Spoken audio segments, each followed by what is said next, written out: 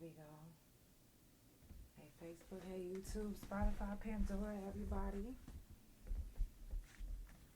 Now, before we get started, I do want to go ahead and say trigger warning. Trigger warning. Something that might be said tonight might bring up trauma, might bring up old memories.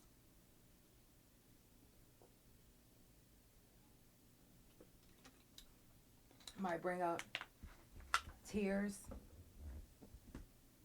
So, without further ado, let's get it popping.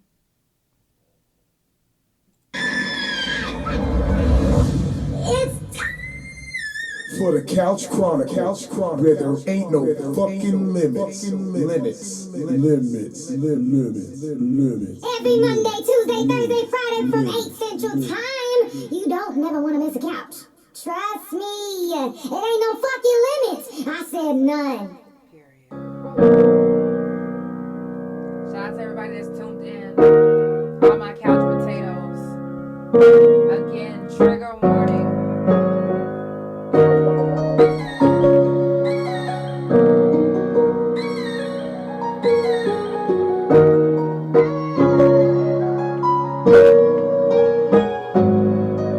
Some days it's cloudier than other days. You can't choose wrong and you can fix your ways. Life's too short to be playing games. But if you sure you gon' make a change, I know it's gon' be hard, but you gon' be okay. And do not give up even if you make the same mistake. Yeah, it's tough, so just try to get your head right. I know you were searching for some answers and you was dead right. Yeah, you was. I know they tried to make you think that you was crazy. No, you was. No, you was. No, you was. Now every time you come around, you just be scoping, don't be saying. I'll keep my mouth closed and I'll just listen. We never been on the same. You can say we different. It's a hard pill to swallow when there's no chaser. So go ahead and crush it. Let me take that toast with y'all. Some places cloudy, other than days. You can choose wrong or you can fix your way. Life's too short to be playing games. But if you sure you gon' make a change, I know that you try hard and you gon' be okay. Please don't give up, cause I promise you gon' find your way. After the storm is over, you'll see it wasn't all for nothing. You'll see that it wasn't all for nothing. Hey. The tunnel might be dark, but keep on going until you end up seeing the light. It wasn't all for nothing. It's the Couch Chronicles where it ain't no fucking limits. I do this every Monday, Tuesday, Thursday, and Friday from 8 Central Time, and every Wednesday from 9:30 a.m. Central Time. Follow Couch Chronicles No Limits on Spotify, Pandora, THA Couch on Facebook, TikTok, and Bigo. Couch Chronicles No Limits on Instagram, and my main YouTube Instagram and my .coms, which is ThaRealJanell and THA Couch.com. If you haven't already done so, make sure that you check on your people. If you fuck with somebody, check on them. Do a wellness check, even if you have to make a mass post. That way, you know, whoever's on Facebook can see it and they can acknowledge and, you know, let you know how you doing, how they doing. If you know anybody that's locked up, write them. If you know anybody that's in the hospital, do a wellness check. It's really important to me, for me, to do that because life is too short. I've lost so many people. And some of them, I was like, oh my gosh, I wish I would have did a wellness check, or I wish I would have kept in contact with. But so now I tell you guys this again, trigger warning. Some of the things that you might hear tonight on the couch might make you cry, might make you feel some type of way, might bring up old memories that you probably didn't want to dig up. But this new segment that I'm starting on the couch is called Swept Under. Swept under the rug. Swept under, period. And the reason why is because it is a subject that does not get talked about. I don't hear any podcast talking about just on a day on a norm, like just no, I don't. So that's going to be the norm for the couch because we have to talk about it. We got to hear different stories. Today you're going to hear my story. And this is going to be, again, the first time that we're doing this on the couch. Swept under the rug. Swept under the fucking rug. I know you guys, some of you guys have been keeping up with the news and seeing what's going on with the Naziah Harris case. And Detroit, it is a sad time in Detroit right now. Before we get started, let's go ahead and give a moment of silence for the ones that has lost their lives from sexual abuse, fentanyl overdose, mental health issues, for whatever reason. Whatever reason.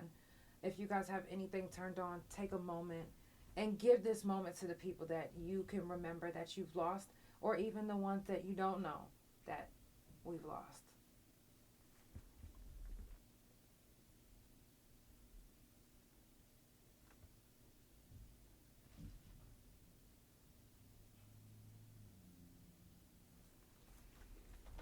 Thank you.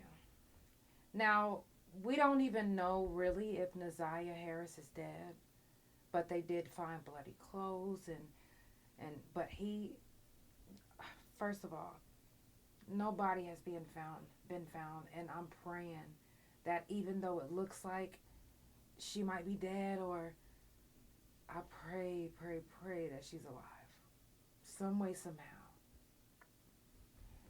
Do I like sports? Yes, I do like sports.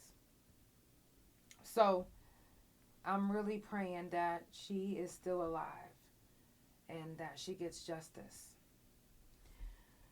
Molestation happens in the black community a lot. Almost every family has a pedophile or someone who is not right. And a lot of our family, our community especially, won't admit that. They won't admit that they have a Diddy or R. Kelly in their family until it comes out and they're arrested or something. They can see or hear something going on, but won't speak on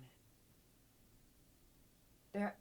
They'll just turn a blind eye and sweep it under the rug like they didn't hear silent cries coming from their little niece's room or their daughter's room because you've been drinking or you got to work.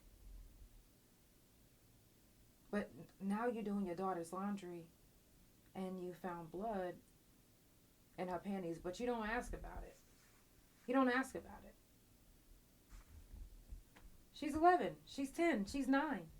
Why wouldn't you ask about it? I can't say I don't know why. But I feel the reason why a lot of the black community sweeps it under the rug is because, number one, we already had slavery over our head. Okay?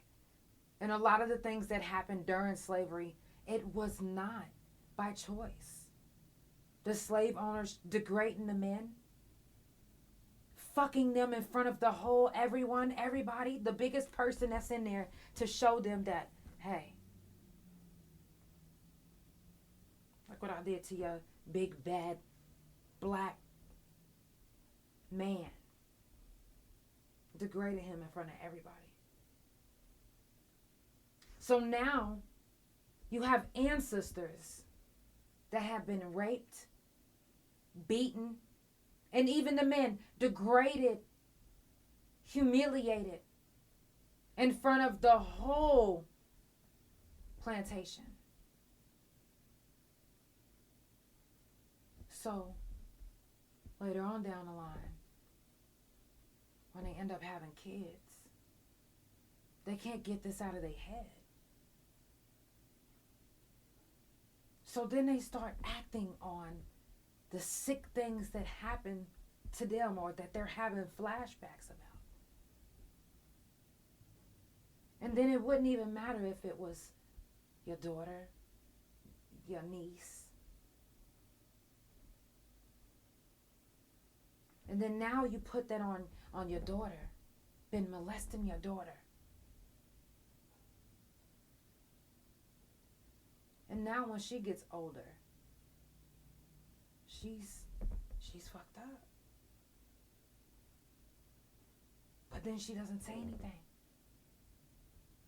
let alone gets counseling, because of how people would look at her and her family, especially after what they've endured during slavery, being black, period, racism,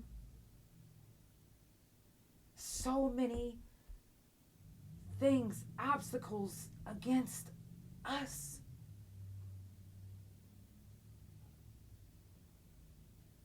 Why on earth would we want to admit to a flaw that's not even supposed to plague us? I don't know who on earth has said that there's no molestation in the black community. That there's no R. Kelly's, no Diddy's, no... Because I used to always hear, oh, that only happens in the white community. Only white people do the incest. Like, are you kidding me?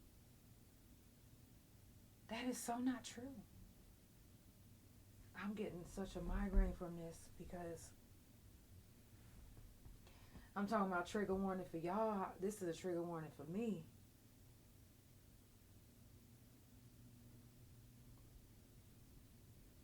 You know, because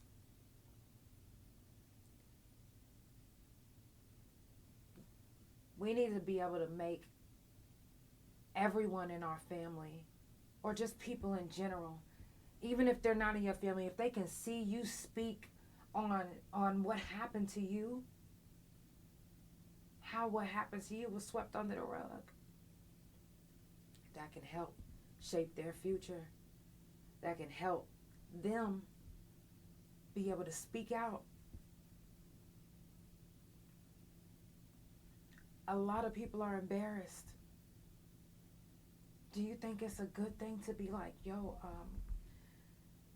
my cousin has been raping me? No. But it happened. It happened a whole summer. And honestly, I felt like I was the one to blame. I was the one to blame because did I fight hard like I should have fought?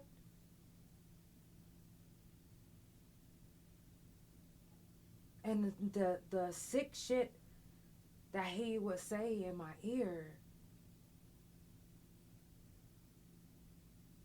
I remember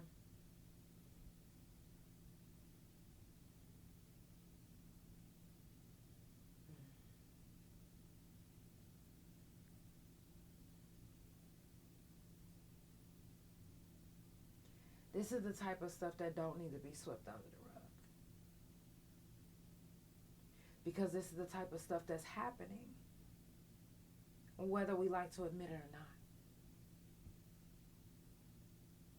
But it gets swept under the rug constantly, for decades, generations. A lot of us, we grow up and we gotta break these generational curses. Part of them generational curses is the molestations that was swept under the rug. The abuse that was swept under the rug. That's part of breaking generational curses. And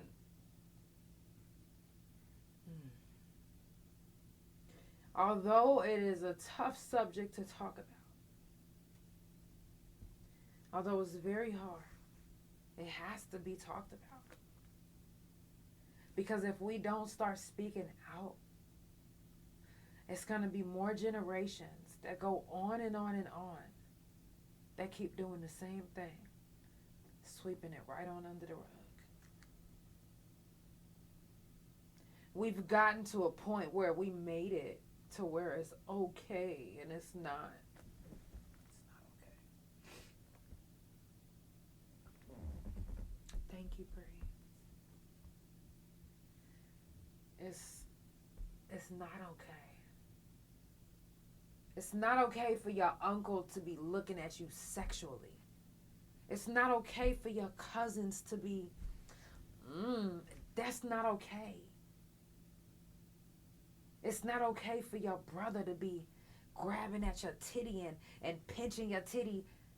That's not okay.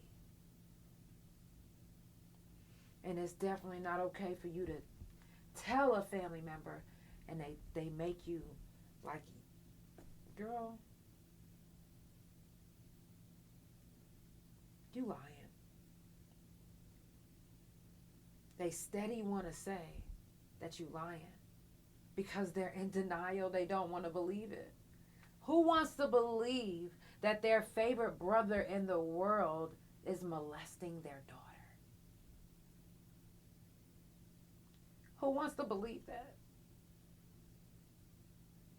Who wants to believe that somebody that you respected, that you loved the most, your father, has been touching you like he touches your mother? Sorry. It's called swept under the rug because this is what happens.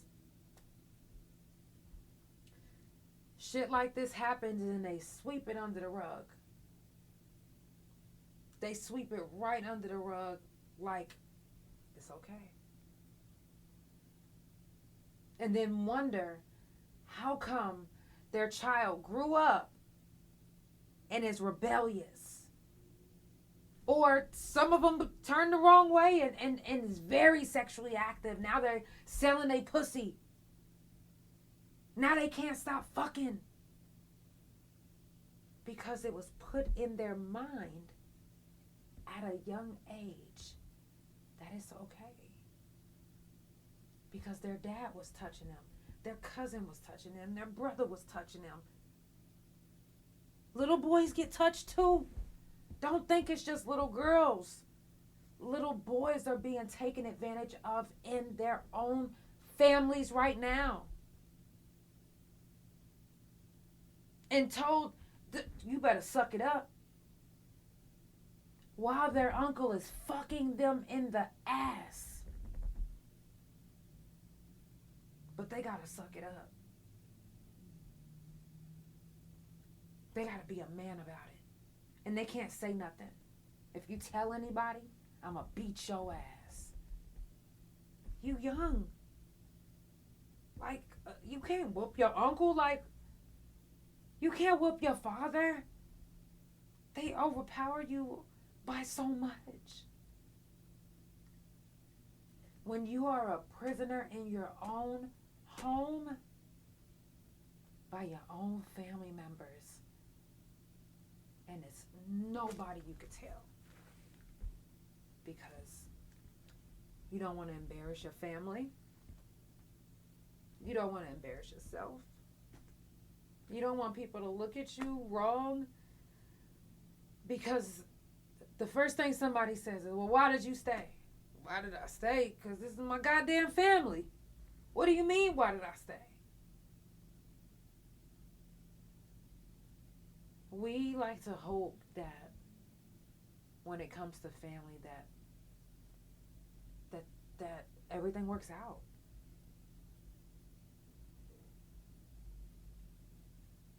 Even if they do the unforgivable. Even if.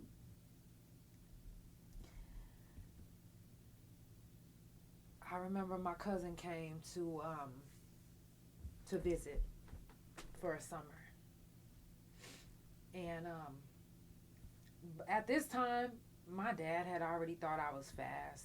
I had already been running away, but I was running away because my dad was beating the fuck out of me. He wasn't beating me with no belt, none of that shit. That nigga was beating me in the face with his fist, punching me the fuck out like I was a grown-ass fucking man from the age of 9 on up. So I used to run away a lot because I couldn't deal. I didn't even want to be alive.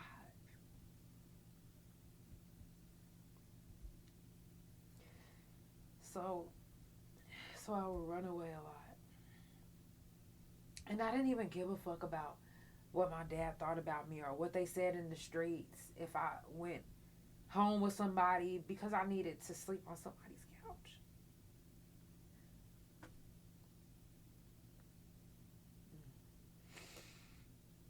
Or something.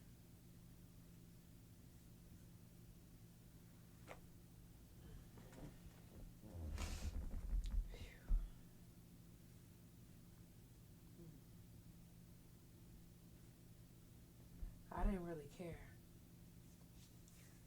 And when my dad and I would argue, he would say some mean shit. You know, he would even try to make it like I was just fucking everybody in the fucking world. Like,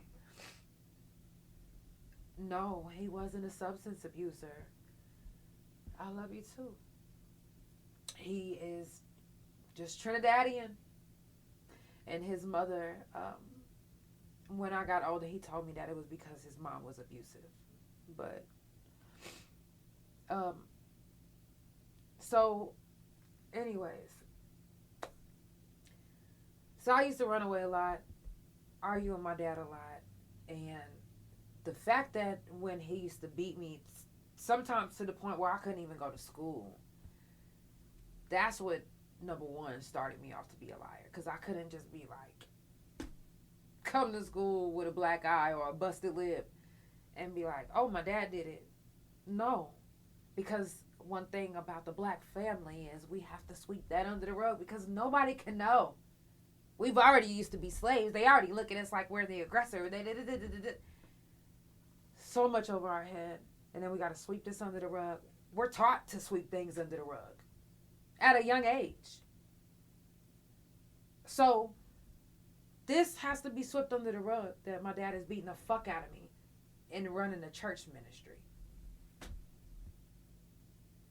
Feeding the homeless in the church and the this and the that. Just after you got done beating the fuck out of me, I'm still wiping up blood and I have to come sing for this church. Mm-hmm. So my cousin came to visit. This was my first time meeting him. And I don't really know all my family like that. So when I get to know them or when I come around, I'm like, I'm clinging because I want to get to know you. Like, wow, you my cousin. I've never met you. And worst mistake of my life. My cousin took advantage of that. He took advantage of the fact that my dad was abusive, that I was looking for love.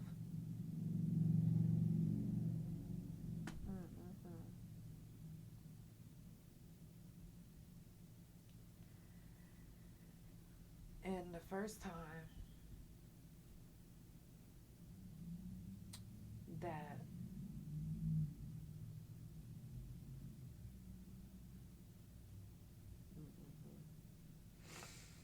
I'm sorry, y'all.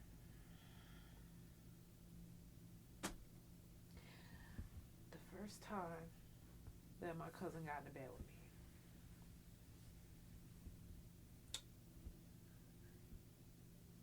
I was really just in shock. I couldn't move.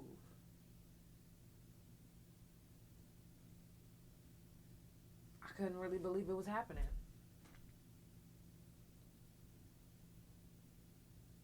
You ever had something happen to you and you just like, you know that you want to react, but you can't react?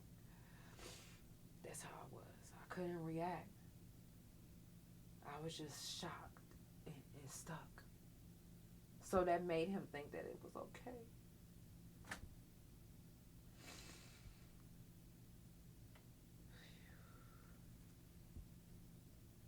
The first night when I was going to go tell my mom and dad, I did something to piss my dad off that day, and we arguing. Now I can't even tell you what's going on because I can't even fucking stand you right now. We arguing. I'm looking at you different now. Like, I don't trust you. So how can I trust you with what's going on with me? What just happened to me? And then everybody, and my mom, my sister, I felt so alone, so by myself. My cousin stayed for a whole summer. My cousin raped me a whole summer.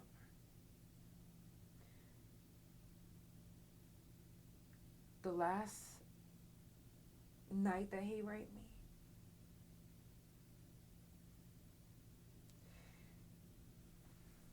he raped me so hard in my ass that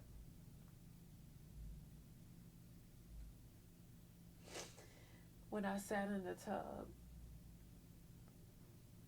it was nothing but blood.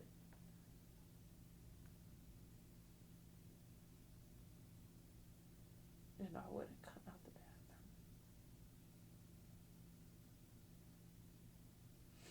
bathroom. And I didn't even care who had to use the bathroom. We got two of them bitches go to mom and daddy's bathroom.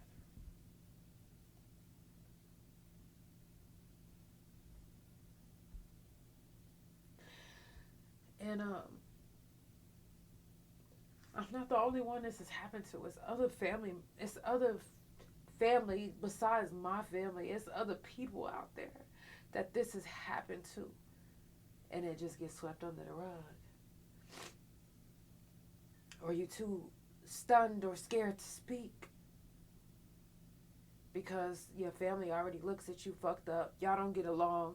Who's going to believe you? Then what? Then you go years with this trauma building up. And just like if you set a candle on top of another candle and they just melt on top of each other, it's a buildup. It's going to get higher. And no matter how many times a candle goes out on top of the other candle, it's still going to stack up. That's just like your emotions. That's just like your trauma. It just stacks up. When other things happen, it just stacks up. Molested in your own home, swept under the rug. In a lot of families. And I especially say the black community because we have a habit of sweeping it under the rug out of embarrassment, out of shame, and not saying that other communities don't, out of shame, out of embarrassment. But again, we're already looked at a certain way. We've already been through so much. Our ancestors have been through so much. And that's just real. That's where not even molestation that I know of. But that's where the embarrassment and rape was happening. And it carried on. That type of stuff can carry on. When we hear people say breaking generational curses, that sex demon can pass on from generation to generation to generation. Almost every family has a sick motherfucker in it. That same cousin that raped me for a whole summer, he's in prison right now for life. Life without. Because he went to prison for raping and murdering, or raping and kidnapping a girl. People will show signs in the family, family friends. Protect your children if you're not fucking them yourself. Stop sweeping shit under the rug. When you sweep shit under the rug, that nobody will ever know that Cynthia has been getting raped by Uncle John the whole time. And then now, Brittany's bringing her kids around Uncle John because Uncle John is older, so what can Uncle John do? Not knowing that Uncle John is still that way. But Brittany never said nothing. Now she's speaking on it. Now the family is like, oh my gosh, how many of my kids have been around? Now we asking the kids, and the kids is just like, yeah, well, Uncle John was. Now you finding out that almost your whole lineage has been fucked by Uncle John. But Uncle John was fucked by his dad. And his dad was fucked by his mom's friend. And his mom's friend was fucked by the master.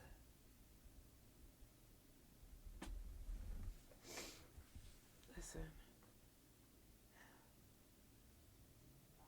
Breaking generational curses start by stopping sweeping. Only thing you should be sweeping is your floor at your house, but not your business and the trauma and the things that's happening. It might be terrible and scary to talk about and hurtful and triggering and all type of different feelings, but it has to be talked about. Because my story can help you, your story can help me, our story can help somebody. You might encourage a family to stop sweeping things under the rug and start getting to the bottom of shit.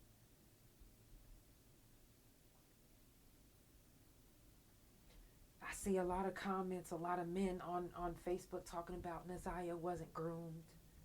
She was young and fast. A lot of us women, we started having sex at a young age. You want to know the very first reason why matter of fact, I lost my virginity to somebody I don't even know. You want to know why?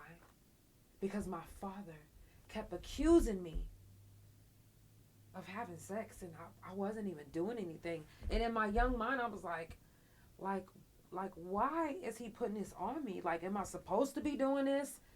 Like, I was thinking that I'm like, am I supposed to be doing this? Is this what's supposed to be happening? Like, I can remember so much, but then it's in bits and pieces. And it's really scary because certain smells or certain things will bring back a traumatic memory that I'm like, oh my God, did that really happen? And I'm not going to speak on it because I don't know if it really happened. But this is what I do know. When I was in elementary school, I went to McClure Elementary. No, this is at Columbus. I'm tripping. I was at Columbus Elementary School. And I had a really close friend. Her name was Mimi. That was my girl. I love her. Like, we was real close. I could just go over to her house and just walk in, and she could do the same to me. One day, Mimi came over. And this day, I don't remember. But I'm only speaking on the events that happened after what she said that led up to us fighting.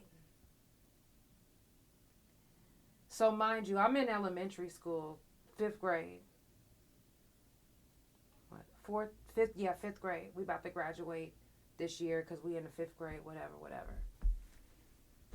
Mind you, me and Mimi is best friends. hey Darnell. She comes over all the time. One day she came over and she left. This is what she's telling me. All I know is the next day I came to school and everybody was looking at me, laughing, pointing like, and I was like, why is everybody laughing at me? So I'm looking in the mirror like, do I got a booger in my nose? Is there something in my teeth? Like, what's going on? And so this girl was like, you need to go ask Mimi what's going on. And I was like, my best friend, Mimi?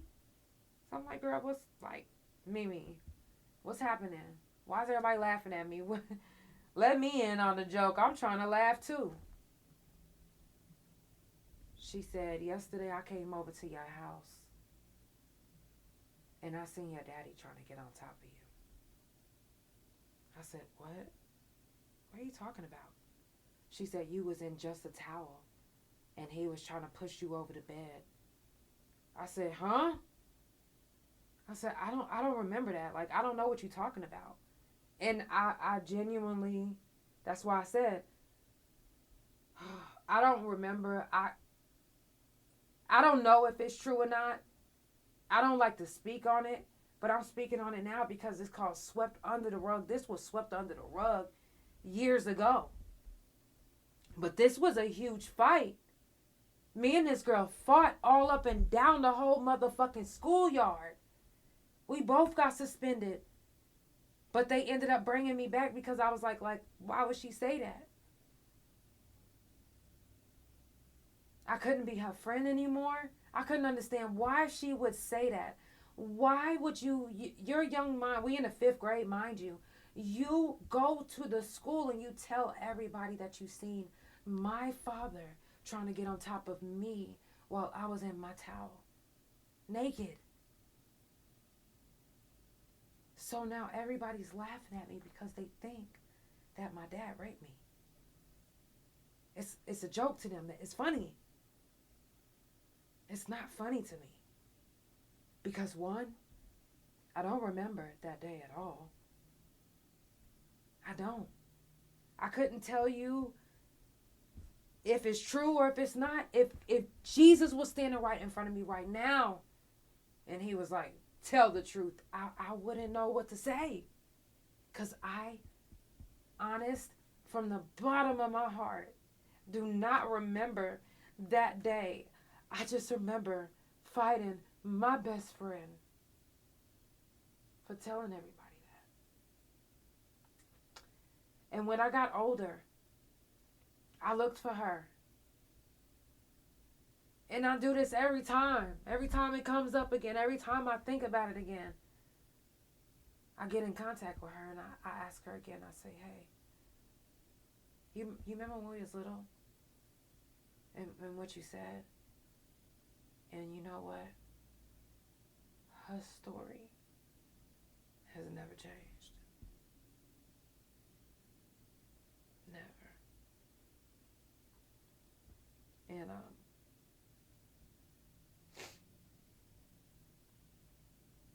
it's scary. It's scary when you don't remember something that somebody literally said they seen physically. Told the whole school, I'm talking about, fought to this day, right now, to this day, still say the same thing. But it was swept under the rug because I don't remember. I've already fought her. I was told I couldn't speak to her no more. I was told that I got to protect the family. Fight for the family. But who was fighting for me? Who was fighting for me? Because there's still things that I'm still going through in my head about things that happened to me when I was younger. I didn't have a good church experience. I didn't have a good growing up experience to where I'm like, oh yeah, no, it wasn't like that for me. But I made it. Almost every fucking man at the church was coming on to me, so strong. It's like, is this normal? I'm 14. I'm 13. They're 34 and 50 and this and that. One of them I thought was coming to do music with me. Had me so hyped up about the fucking music, and I was just like so ready, like, yes. So I was suspended from school, and I was just like, yo, you know, we can do music right now. You know, you can come right over. You could just show, you know, bring the beats, whatever.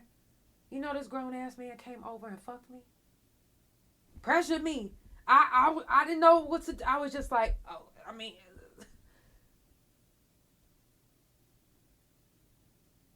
And all I could think of is, it's my fault. I invited this man over. And I made him believe that it was for what he wanted. When, even though I said, bring the beats, this is the music and the this and the, his intentions was his intentions. And do you know this man had the nerve to quote the Bible?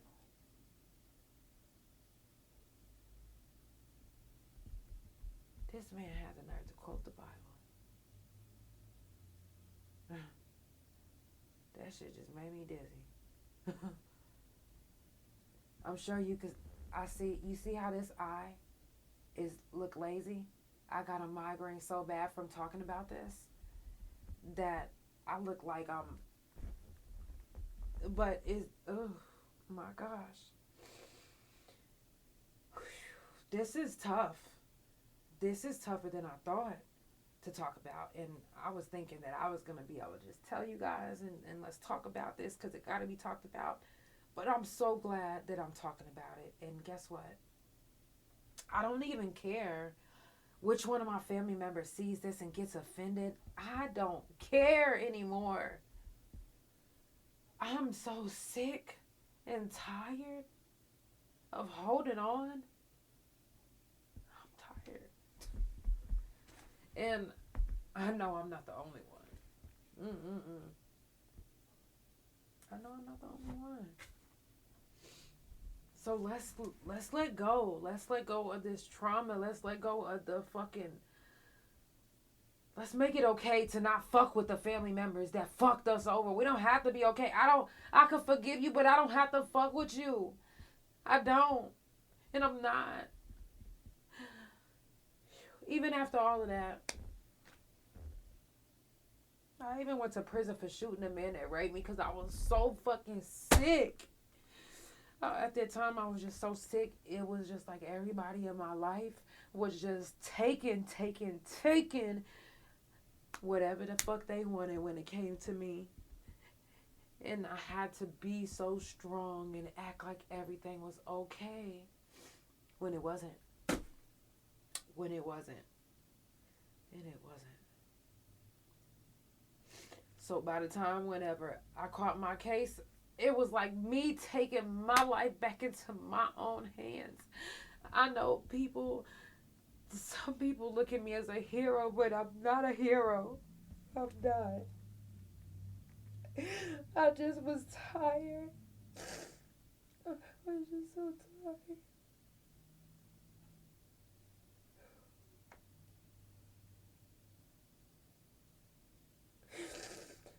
I was just so tired by that time. And I didn't trust anybody to protect me. I didn't anymore. Because nobody protected me.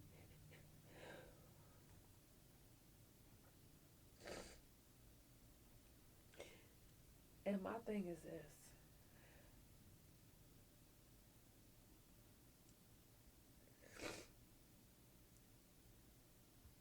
Even when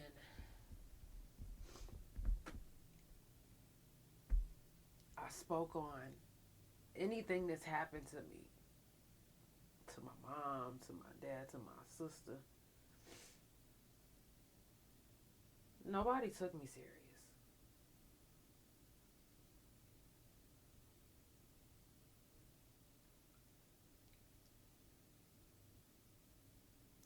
My sister's husband tried to rape me.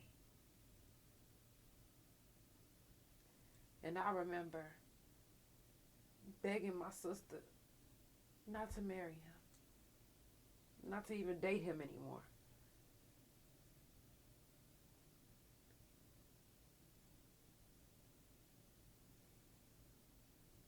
And not only did she marry him, but she had his kids, my nieces. So when I got out of prison, after shooting the man that raped me, and then bonding out finally after 2 years, only to spend my last day with my sister, my brother, and her boyfriend, for him to try to rape me right before I had to turn myself in.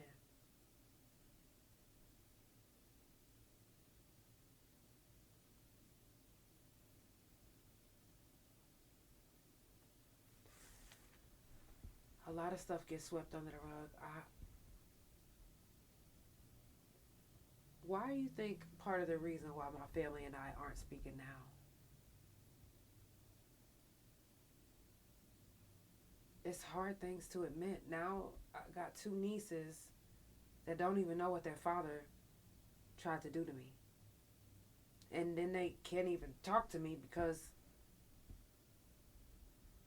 it might come out. It might come out. So, continue sweeping, because heaven forbids my nieces find out.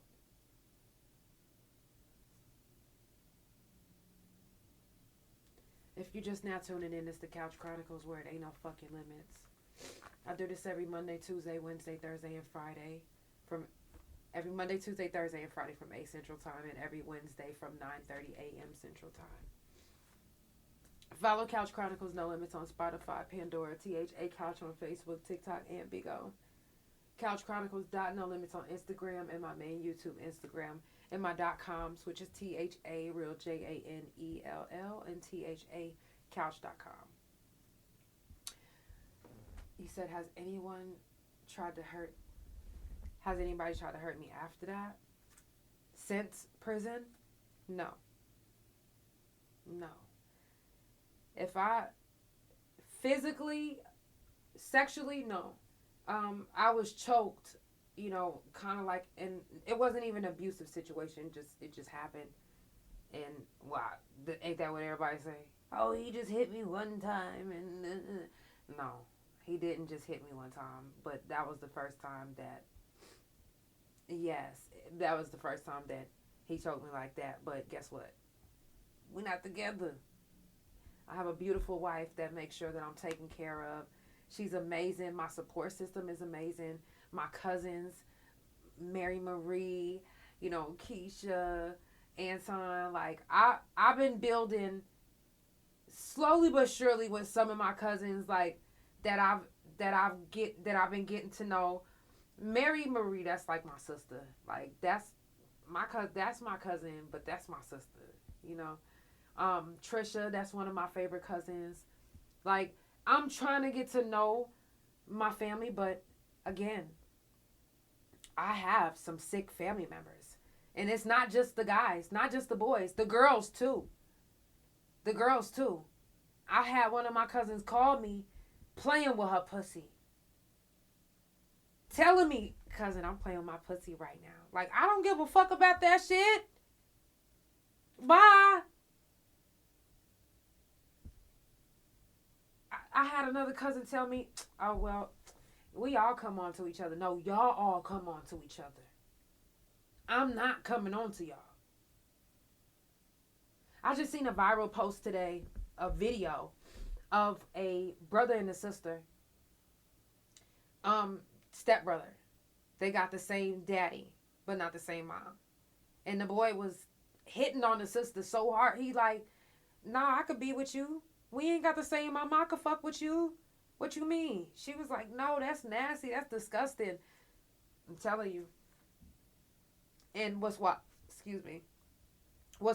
is the fact that I hear so many black people saying, Whew, that don't happen in our community. Our community would never. No, your community? What? No, our community would never keep it real. Okay? Our community will never pull back that motherfucking rug and let people see what's going on under that rug because they got to keep up this image. Just being real. My family was like that. They run in the church. They run in the ministry. They gotta keep this look up, this church, this. The church is looking at them. They gotta keep this up. So we're there every Wednesday, Sunday, and this and that, acting so perfect.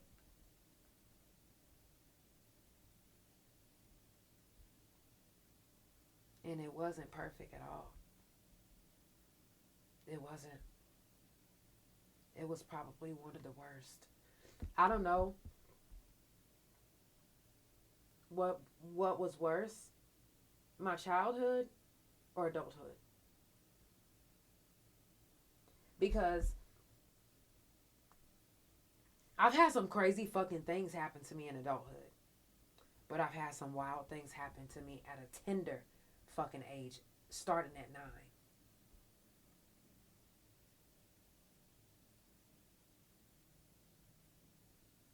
But I would have never imagined that my spine and all of this and the neck surgery. I would have never imagined none of that shit. No.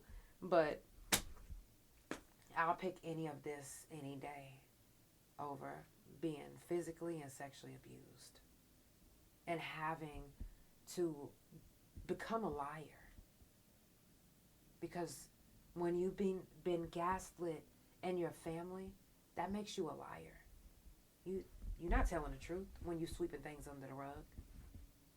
You're not telling the truth when you have to hide something about you or something that happened.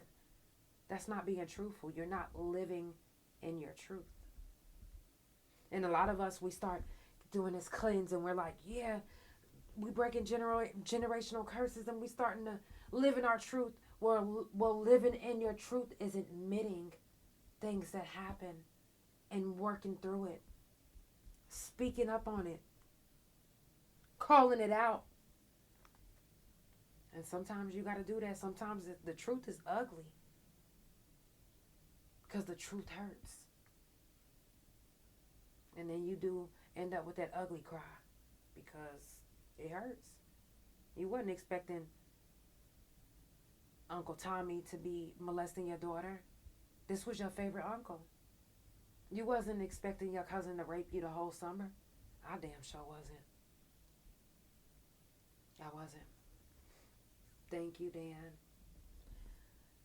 You guys, this is a tough subject, but we are going to keep at it every month. Swept under could be about plenty of things that happen with family and generational curses and all of that.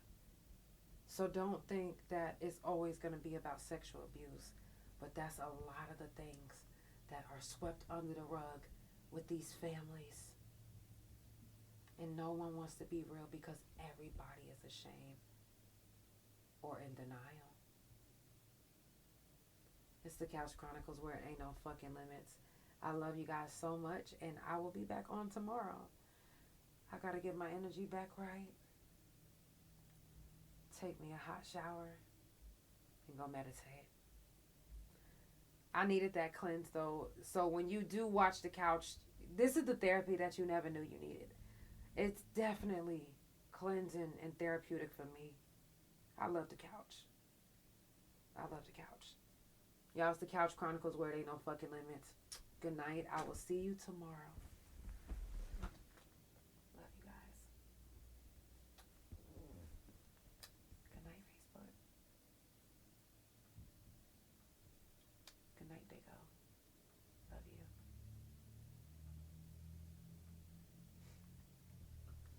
Spotify Pandora, thank you so much for tuning in. It's the Couch Chronicles where it ain't no fucking limits.